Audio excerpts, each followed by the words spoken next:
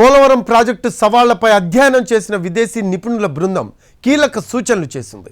Design మార్పులతో కొత్త diaphragm wall అలాగే ప్రధాన డ్యామ్ నిర్మించాలని స్పష్టం చేసింది.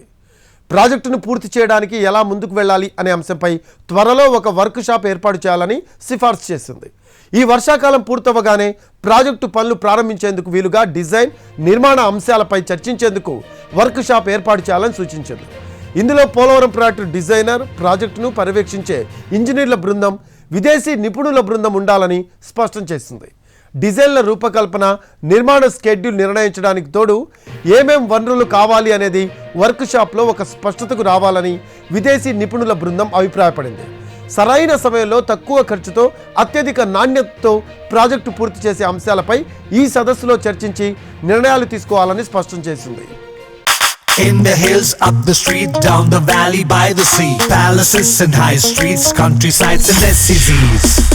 We've been here, we've been there, Vekas been just everywhere. ఎగువ దిగువ కాపర్ డ్యాంల సినేజీని పూర్తిగా నియంత్రించాలి అంటే ఎక్కువ ఖర్చు అవుతుందని విదేశీ నిపుణుల బృందం అభిప్రాయపడింది. ఈ క్రమంలో అవే కాపర్ డ్యాంలతోనే ముందుకు సాగుదామని స్పష్టం చేసింది. అయితే ప్రధాన డ్యామ్ ప్రాంతంలో పనులు చేసేందుకు వీలుగా సీపేజీ నీటిని ఎత్తిపోయాలని సూచించింది. ఇందుకోసం ప్రధాన డ్యామ్ వద్ద సీపేజీ నియంత్రణకు 2 కాపర్ డ్యాంల దిగువ భాగంలో 3 రకాల ఫిల్టర్లు ఏర్పాటు చేయాలని సూచించింది.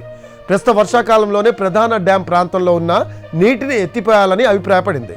ఇక ప్రధాన డ్యామ్ పొడవున సీపేజీ నీటి మట్టానికి 8 మీటర్ల ఎత్తులో ఒక ప్లాట్ఫామ్ నిర్మించాలని, దాని నుంచి ఎప్పుడు నీటి మట్టం 8 మీటర్ల కన్నా దిగువన ఉండేలా పంపింగ్ ఏర్పాట్లు చేయాలని నిపుణుల బృందం స్పష్టం చేసింది. ఈ ఏర్పాట్లు వచ్చేడాది వర్షాకాలంలో డయాఫ్రమ్ వాల్ నిర్మాణానికి అవాంతరాలు కలిగించవని స్థితిలో ఉండాలని అభిప్రాయపడింది.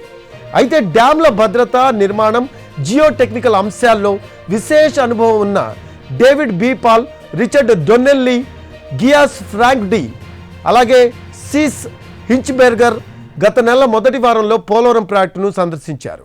ఈ బృందం పంపిన సమగ్ర నివేదిక పోలవరం ప్రాజెక్టు అథారిటీకి అందింది.